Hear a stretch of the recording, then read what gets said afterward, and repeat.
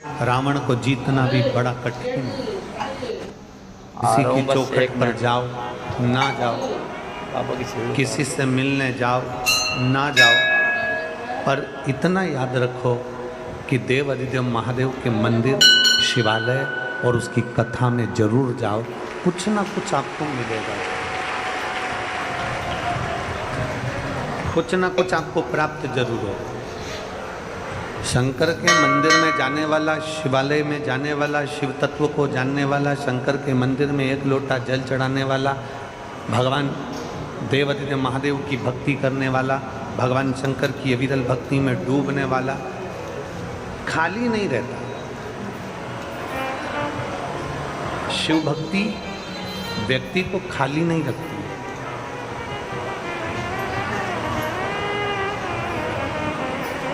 ये उदाहरण है माता पार्वती जी का चरित्र। बाल्यावस्था में माता पार्वती जी ने देवऋषि नारद जी के मुख से सुन लिया था कि शंकर भगवान की भक्ति करना, शिव जी का भजन करना है, भगवान शंकर की भक्ति को धारण करना है। पार्वती जी ने यह श्रवण कर लिया था, पार्वती जी ने यह जान लिया था कि शंकर की भक्ति को करना है, और बाल्यावस्था से, बचपन से माता पार्वती जी भगवान शंकर की भक्ति में लीन हो गए। जितने यहाँ कथा में बैठे हुए हैं, पंडाल में बैठे हुए हैं, पंडाल के बाहर बैठे हुए हैं, या टीवी पर आस्था चैनल के माध्यम से, फेसबुक यूट्यूब के माध्यम से कथा सुन रहे हैं, ध्यान लगाकर कथा को सुनिएगा। रात भर से आप लोग चल कर आए हो, पूरी रात कीर्तन करा है, जागे हो, बाबा की कथा अपने दिल में बिठाकर बाबा से प्रार्थना कर कर 2.5 घंटे की जो कथा है उसको अपनी चित्त वृत्ति में बिठाओ और अपने मन की बात बाबा से कहकर फिर जाओ, जिससे बाबा तुमको वापस बुलाए जल्दी से। पार्वती जी की कथा कहती है कि पार्वती जी ने बाल्यावस्था में, बचपन में ये विचार कर लिया, पार्वती जी ने बचपन में ये जान लिया कि भगवान शंकर को एक लोटा जल चढ़ाना। आप ये ना सोचें कि केवल आप शंकर भगवान को जल चढ़ा रहे हैं। आप ये ना विचार करें कि केवल आप भगवान शिव की भक्ति कर रहे हैं। आप ये विचार ना करें कि केवल आप शंकर को प्राप्त करना चाहते हैं, ना।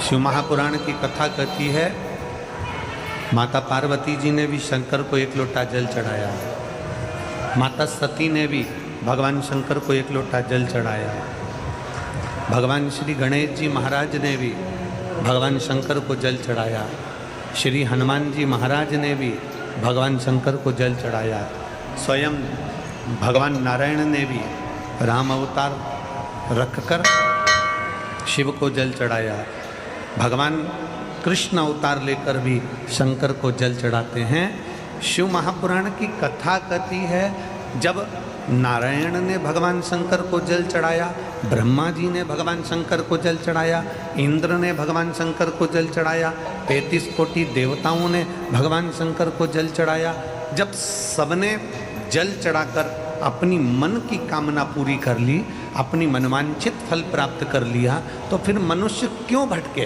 वो भी शंकर को जल चढ़ाए और अपनी मनोकामना पूर्ण कर ले। क्यों भटके? किस लिए भटके? और मैंने तेरे ही भरोसे बाबा, तेरे ही भरोसे हवा बिच उड़ती जावांगी, बाबा डोर हटो छड़ना मैं कटी जावांगी, भोले मैं तेरी पतन, शंभो मैं तेरी पतन, हवा बिच उड़ती जावांगी, बाबा डोर हतो छठी नाम में कटनी जावागी बाबा में तेरी पतंग शंभु में तेरी पतंग। शिव महापुराण की कथा कहती है माता पार्वती जी शंकर जी की आराधना कर रही है, माता सती शिव की आराधना कर रही है, भगवान श्री गणेश जी शिव की आराधना कर रहे हैं, श्री हनुमान जी शिव की आराधना कर रहे हैं। फिर हम क्यों भटके? हमारा भटकना किस लिए? हम किस लिए भटक रहे हैं? हम क्यों इधर उधर जाएं? हम क्यों इधर उधर भटकते हैं? हम किस लिए यहाँ वहाँ चारों तरफ भटकते रहे? शिव महापुराण की कथा में अगर आप लोग बैठे हैं तो एक संकल्प अपने भीतर उतार कर जाइए।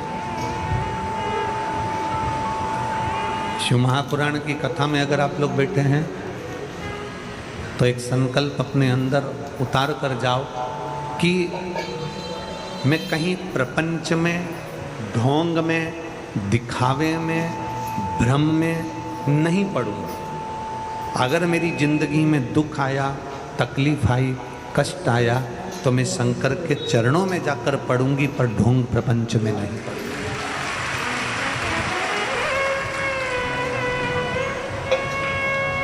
मैं शिव के द्वार जाऊं ना, मैं भगवान शंकर की चौखट पर जाऊं, मैं भगवान शंकर के दरवाजे पर जाऊं। अगर मुझे जाना ही है तो मैं शंकर के पास जाऊं। लंका के राजा रावण को भी जीतने के लिए मेरे भगवान नारायण राम का रूप रख कर जाते हैं, तो राम जी को भी समझ में आता है, भगवान राम जी की भी चित्तवृत्ति में रहता है। राम जी ने भी विचार कर लिया कि शंकर की आराधना के बिना रावण को भी नहीं जीत सकते। शिव की आराधना के बिना रावण को जीतना भी बड़ा कठिन है। इसलिए भगवान शंकर की आराधना लंका जाते समय भी राम जी करते हैं और वहां से आते समय भी राम जी करते हैं। जाते समय भी शिव की आराधना हो रही है, आते समय भी शिव की आराधना हो रही है। श्री शिवाय नमस्तुभ्यम में भगवान शंकर और पार्वती जी को प्रणाम करता हूँ, नमन करता हूँ। श्री शिवाय नमस्तुभ्यम का मतलब है कि मैं बाबा शंकर और पार्वती को नमन कर।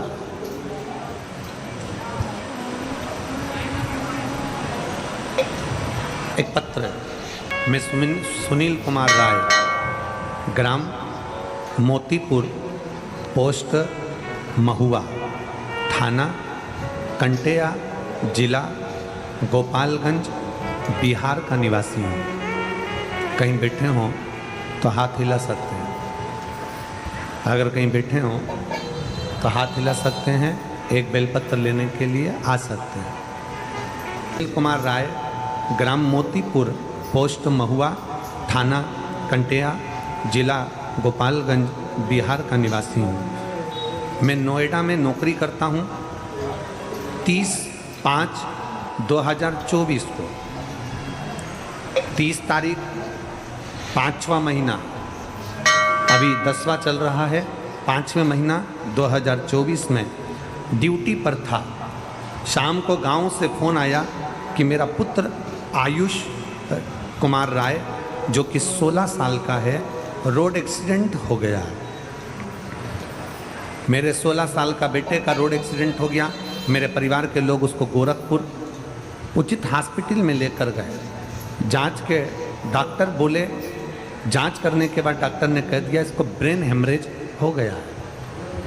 ब्रेन हेमरेज हो गया है, इसका ऑपरेशन करना पड़ेगा। पर डॉक्टर ने ऑपरेशन करने से पहले हमको बता दिया कि ये कोमा में चले जाएगा, या तो इसको कुछ याद नहीं रहेगा, ये उठ पाएगा कि नहीं उठ पाएगा, इसकी कोई गारंटी नहीं है। क्योंकि जिसका ब्रेन खोल दिया जाता है फिर वो शुद्ध में नहीं रहता, वो सही नहीं हो पाता। या तो वो पलंग पर ही पड़ा रहता है या फिर वो कोमा में पड़ा रहता है। अगर आप बोलें तो हम ऑपरेशन कराएं। ऐसी सिचुएशन पड़ गई गुरुदेव, बचने की कोई उम्मीद नहीं थी। डॉक्टर ने कह दिया केवल 1% उम्मीद है इसका ऑपरेशन, और ऑपरेशन करने के बाद भी अगर ये बच गया तो बच गया। घर के लोगों ने उसी समय पर हाँ भर दिया और सुबह 5 बजे ऑपरेशन चालू हुआ।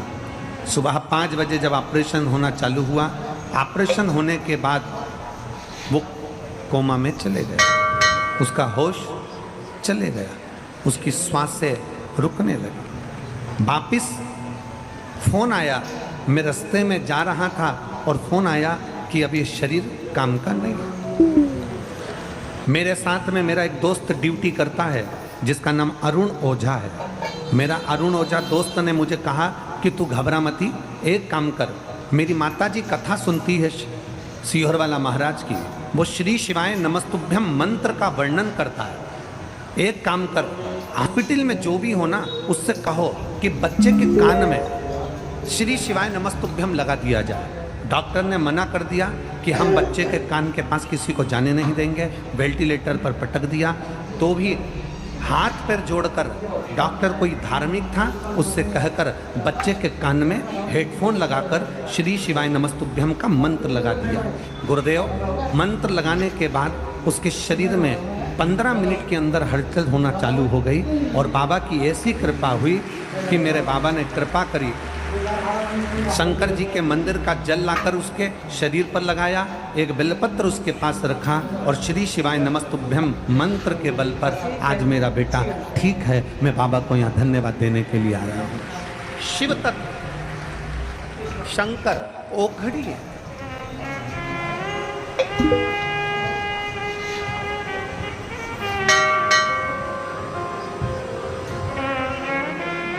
हमने तो आपको कई बार कथाओं में भी कहा, शायद आप लोगों ने लिखा भी होगा, हमने तो कथा के माध्यम से भी आपको वर्णन किया कि अपने घर के दरवाजे पर श्री शिवाय नमस्तुभ्यम लिख दो। क्यों? सामने वाला अगर कोई व्यक्ति आ रहा है, शिव महापुराण की विद्येश्वर संहिता कहती है कि श्री शिवाय नमस्तुभ्यम बोलने वाले के केवल मुख का दर्शन कर लो तो हजारों अश्वमेध यज्ञ का फल प्राप्त हो जाता है और हमारे पुण्य प्रबल हो जाते हैं। हमने क्यों कहा कि अपने घर के दरवाजे पर श्री शिवाय नमस्तुभ्यम लिखो? क्योंकि जो तुम्हारे दरवाजे पर आएगा, दरवाजा बजाने से पहले, दस्तक देने से पहले, बेल बजाने से पहले वो आपके दरवाजे पर श्री शिवाय नमस्तुभ्यम पड़ेगा। जब उसके मुख से श्री शिवाय नमस्तुभ्यम निकल जाएगा तो आप जब दरवाजा खोलेंगे तो उसके मुख का भी दर्शन करेंगे तो आपका जीवन सार्थक हो जाएगा।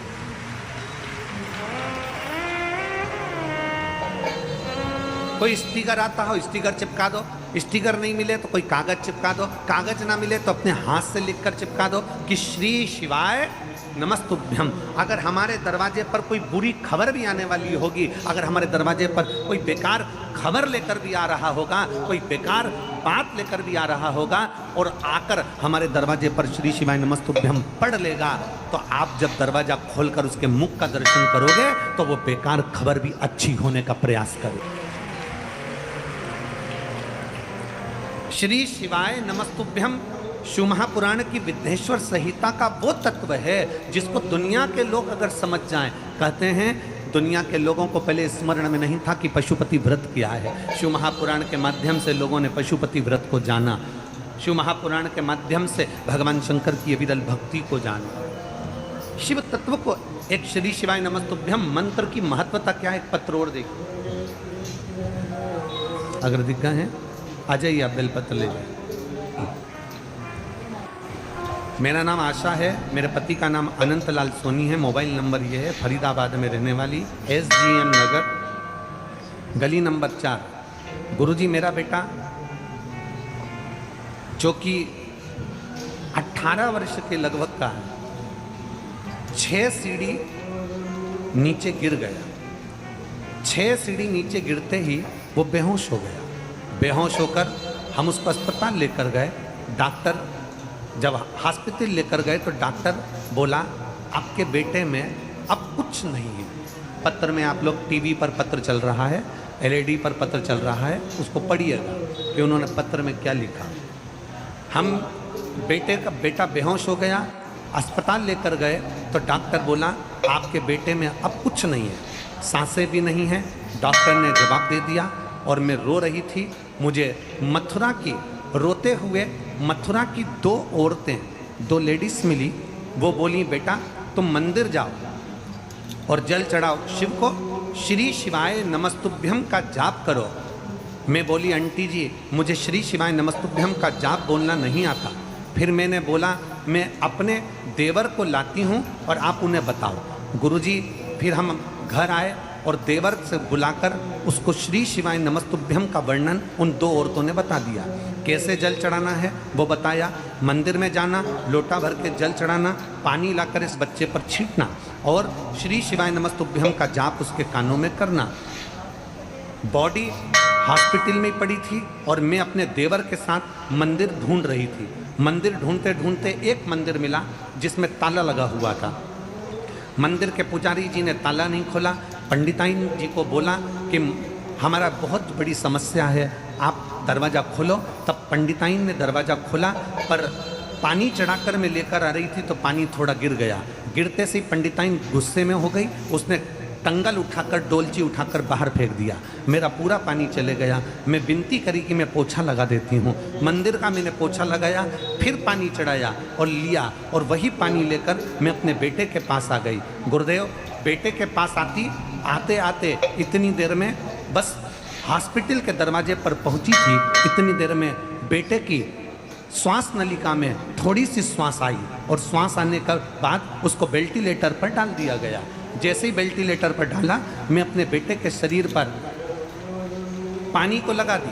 पानी को लगाने के बाद मैंने अपने बेटे के कान में श्री शिवाय नमस्तुभ्यम 1 घंटे तक वेंटिलेटर के पास डॉक्टर के पांव पड़कर बोलती रही। और बाबा की मैं क्या गुणगान करूं गुरुदेव, मेरा 18 साल का बेटा आज बाबा की कृपा से ठीक हो गया और बाबा की कृपा से जीवित हो गया। मैं शिव तत्व को प्रणाम करूं। एक श्री शिवाय नमस्तुभ्यम वो मंत्र जान लो, वो शब्द जान लो, वो अक्षर जान लो, वो आनंद जान लो जो हमारे जीवन की सार्थकता को सिद्ध कर देता है। दीपावली पर अपने अपने घर की सफाई करो, दीपावली पर अपना दरवाजा साफ करो, दीपावली पर अपने दरवाजे को साफ करो, मना नहीं। पर दीपावली पर एक नियम बनाओ कि मैं अपने दरवाजे पर बंदरवाल लगाऊं ना लगाऊं, मैं अपने दरवाजे पर आम पत्ता लगाऊं ना लगाऊं, मैं अपने दरवाजे पर लाइट लगाऊं ना लगाऊं, पर अपने दरवाजे पर श्री शिवाय नमस्तुभ्यम जरूर लिखूंगी, जिससे मेरे जीवन की सार्थकता सिद्ध हो। आने वाला व्यक्ति क्या लेकर आ रहा है, आने वाला व्यक्ति कौन आ रहा है, आने वाला व्यक्ति किस भाव से आ रहा है, ये समझने के लिए वो क्या खबर ला रहा है, अच्छी है बुरी है, सामने वाला व्यक्ति क्या लेकर आ रहा है, अच्छा है बुरा है, कम से कम वो हमारे दरवाजे पर आकर खड़ा होगा। दरवाजा बंद होगा, जितनी देर खड़ा रहेगा उतनी देर उसके दरवाजे पर श्री शिवाय नमस्तुभ्यम पड़ेगा। जब आप दरवाजा खोलोगे तो उसके मुख का दर्शन करोगे, उसके चेहरे का दर्शन। अपना स्मरण, अपनी भक्ति, अपना विश्वास शिव के भरोसे को बढ़ा, विश्वास को बढ़ा दो। और जब भरोसा और विश्वास दोनों बढ़ता है, जब भरोसा और विश्वास दोनों बढ़ता है तो शिव तत्व प्राप्त होता है। शिव तत्व